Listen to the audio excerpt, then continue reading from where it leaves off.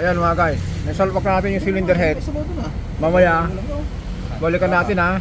Balikan natin kung ano yung bakit natin pinalitan yung ano. Total, nakita nyo naman kung napanood nyo yung yung test edition nito. Yung first part, nakita nyo yung cylinder head putol. Pero, i-double check natin mga guys, yung timing yan. Kita nyo po yung timing na yan, yung butas na yan. Yung ganito. Bawat po nyan, nasa taas. Ganito rin po ito. Tapos ito, nakatapat. Ayan. Ayan. Tapos ito mga guys, meron sa likod, dapat po, kung saan ito, dapat dito siya. Yung mga iba kasi, kung kinakalas nila ito, inaangat, hindi nila kinakalangan ito ng gis, iikos na sa ngipin yan, pag andar, iingay na. Kaya yan, antayin na lang natin kung umandar. Ngayon, nilalagay natin yung camshaft. Ayan mga guys, natapos na lang yung makina, parang wala nangyari na ito. Yung sabi kong pag-usapan natin ito. Ito po yung naging problema. Putol, yan na. Oh. Kaya pwede na tayo magpa-under dito. Kaya lang, kung magpa-under tayo nito, sigurado mataas ang winner niyan kasi bagong under eh.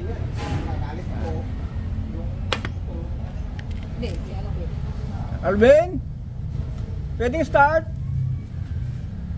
Yan, start tayo mga guys. Ito naging problema nito ha. Yan.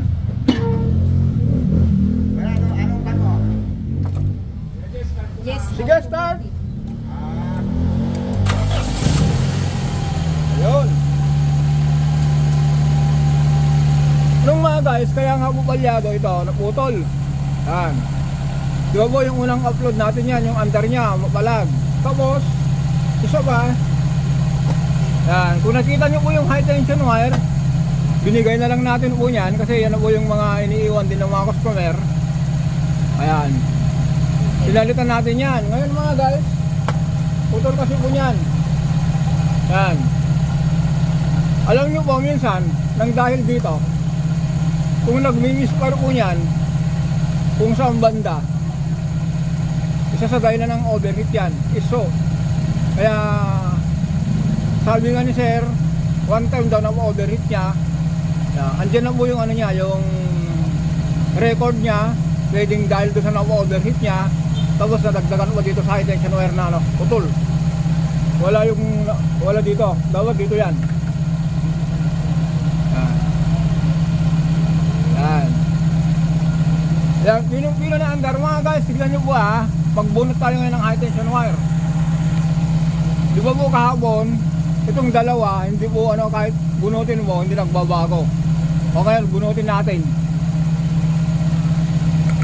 Ayan o, alyado. Pakinggan nyo andar ng makina. Meron bug gumagano no. Yan. Bunutin natin itong kabila. Ayan. Yan ang naging problema mga guys. Ito, ulitin natin. Nabotol po ito. Tapos, para masigurado natin yung troubleshoot, gamitan nyo ng compression dito. Kung saan po yung palyado, gamitan nyo ng compression para alam nyo po kung head gasket. Kasi minsan mga guys, kahit nag-bolt po kayo nito tapos walang response, isa sa dahilan ito, injector. Baka naman po injector ang problema, pero kailangan pa rin ng troubleshoot yan.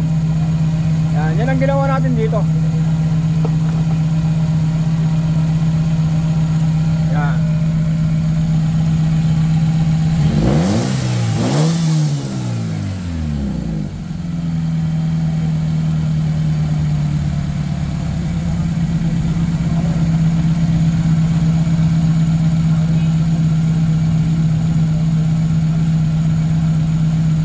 Ulitin natin mga guys ha.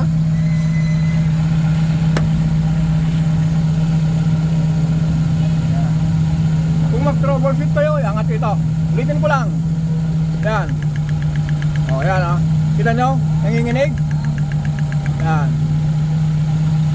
Pare-pares na yan. O.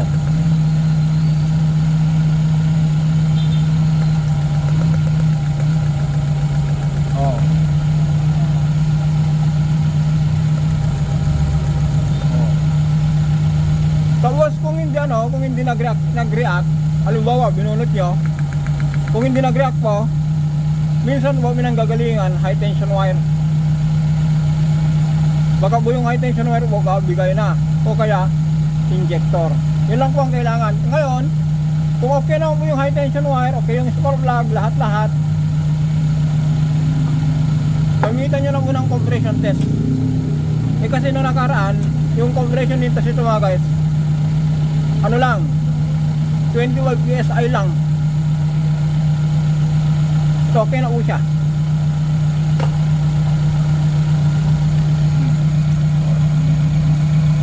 Tapos mga guys, kanina yung mga baguhan ng mekaniko, check nyo yung timing.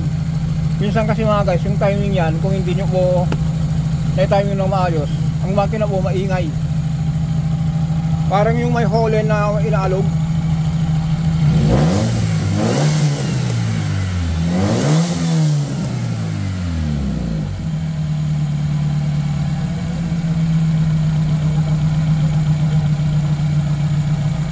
Okay mga guys, don't forget to subscribe, like and share. Maraming salamat.